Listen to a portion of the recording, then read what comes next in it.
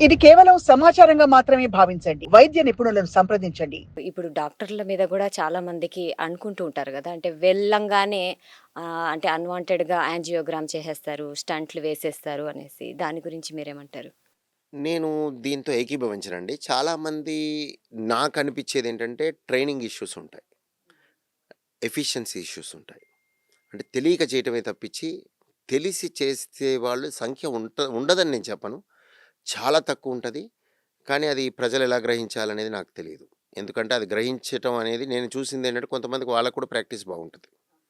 అంటే you need not be skilled to be famous. You need not be extremely good, compassionate, all-rounder to be అంటే అంత subject బాగుండి చాలా చక్కగా అన్ని మేధస్సు ఉండి కామన్ సెన్స్ ఉండి పేషెంట్ మీద కన్సర్న్ ఉండి కమిట్మెంట్ ఉండి హాస్పిటాలిటీ ఉండి అంటే జోక్‌గా చెప్పాలంటే బ్రహ్మానందం అది చూపిస్తాడు చూడండి. కరుణ అన్నీ హ్మ్. ఉంటాయి హ్మ్. చూడండి. అన్నీ అన్ని నవరసాలు ఉండి ఒక డాక్టర్ ఉండి కూడా ఫేమస్ అవ్వాల్సిన అవసరం లేదు.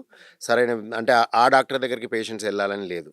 So, people can become famous in many ways. So, right డాక్టర్‌ని ఎట్లా పట్టుకోవాలనేది ఐ టూ డోంట్ నో. అంటే ఇప్పుడు నేను నా కొలీగ్స్ ఎవరు ఎలా ఎలా చేస్తారు ఏంటి అని తెలిసిపోద్ది.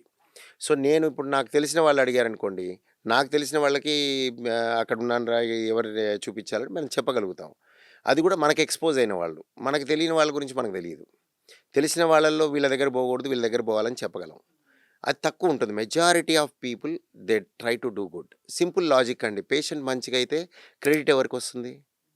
డాక్టర్‌కొస్తుంది. సో, ఆయన మంచిగా కావాలనే కోరుకుంటాడుగా. డాక్టర్ ఎవరైనా మంచిగా కావాలనే కోరుకుంటాడు. కానీ ట్రైనింగ్ అంటే where you got trained, how you got trained, నీ ఎఫిషియన్సీ ఎంతుంది, దాని మీద ఆధారపడి ఉంటుంది. జబ్బును పట్టుకోగలుగుతున్నావా టైంకి, నెక్స్ట్ సరైన విధంగా అడ్వైస్ చేస్తున్నావా, ఇవన్నీ కావాలని చేసే వాళ్ళ సంఖ్య తక్కువ. మెజారిటీ తెలియక చేయాల్సిందే. ఇంకా డబ్బు కోసం చేస్తారా అంటే దీని నుంచి వచ్చే డబ్బు పెద్దగా ఉండదండి. మీ రియల్ ఎస్టేట్లో కన్స్ట్రక్షన్స్లో ఉన్న డబ్బుకి దీనికి సంబంధమే లేదు. So what you earn is nothing, peanuts. As a doctor what you get is nothing.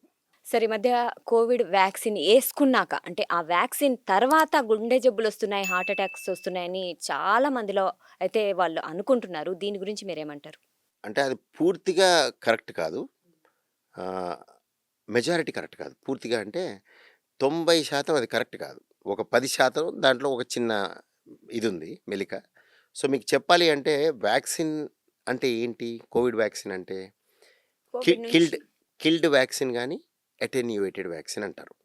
అంటే కోవిడ్ వైరస్‌నే పట్ట కొట్టి చంపేసి నువ్వు లోపలికి పంపిస్తున్నావు. ఓకే. ఆ! Killed vaccine. Covid attenuated vaccine అంటే బతికుంటది.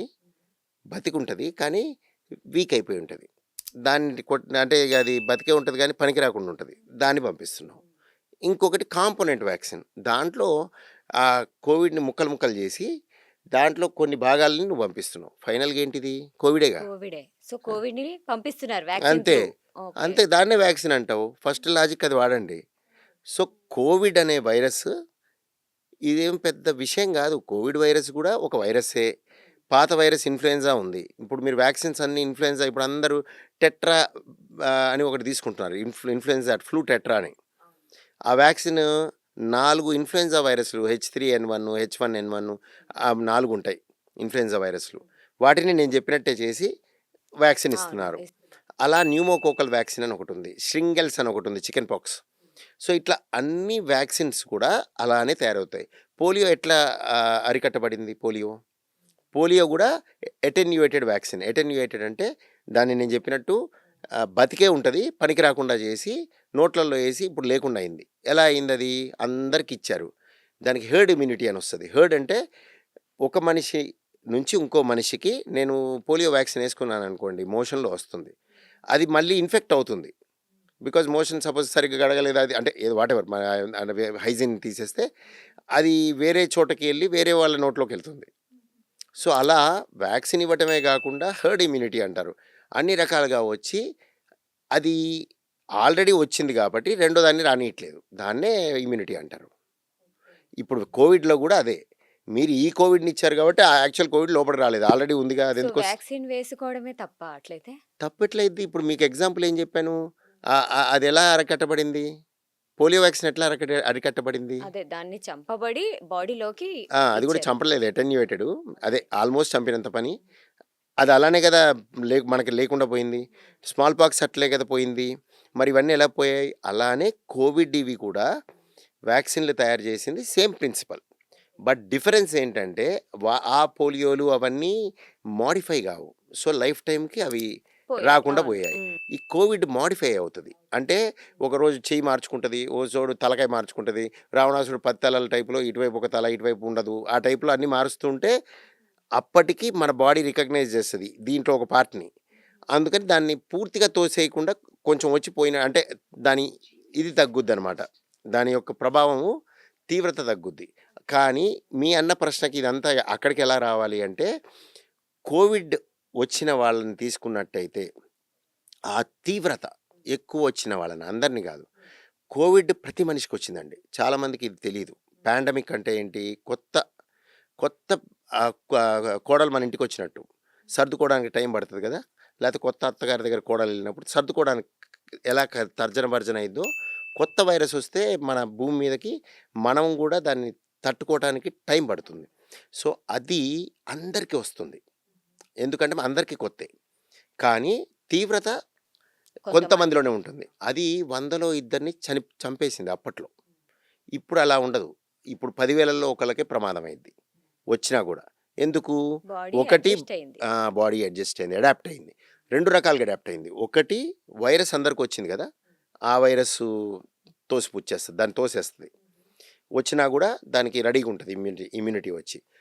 వ్యాక్సిన్ తీసుకున్న వాళ్ళ సంఖ్య కూడా ఉందిగా, ఆ వ్యాక్సిన్ దాని నుంచి కూడా దాంట్లో కొన్ని కాంపోనెంట్స్ ఉంటాయి కాబట్టి అది కూడా. సో ఆ విధంగా వ్యాక్సిన్ కోవిడ్ 2 కలిపి తీవ్రతను తగ్గించాయి. ఓకే.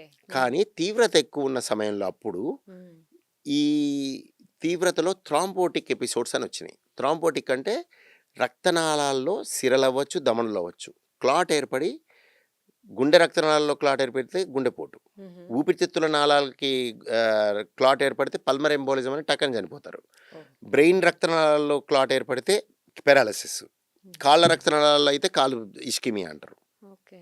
సో ఈ విధంగా మీకు ఎక్కడ ఈ క్లాట్లు ఏర్పడతాయో అక్కడ మీకు ప్రమాదం జరిగే అవకాశం ఉంటుంది. ఇది కోవిడ్ వల్ల వచ్చింది. సిమిలర్గా మరి కోవిడ్ కూడా వ్యాక్సిన్ కూడా వైరస్సే కదా, Yes.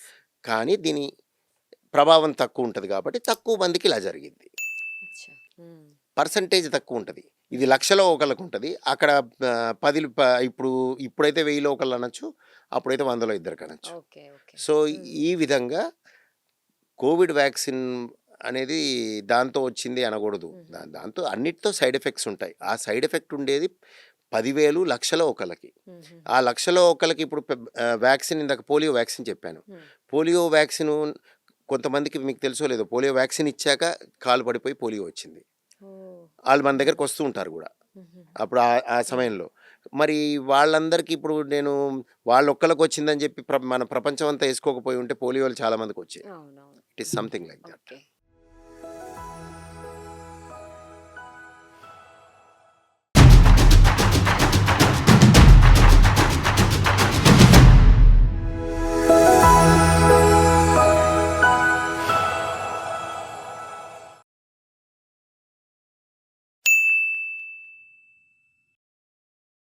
సాక్షి టీవీ ప్రసారాలను నిలిపివేయటం చట్టరీత్యా నేరం. సాక్షి టీవీ ప్రసారాల కోసం మీ స్థానిక కేబుల్ ఆపరేటర్ను వెంటనే సంప్రదించండి. DTHలో ఇంటర్నెట్లో కూడా సాక్షి టీవీ ప్రసారాలను వీక్షించవచ్చు.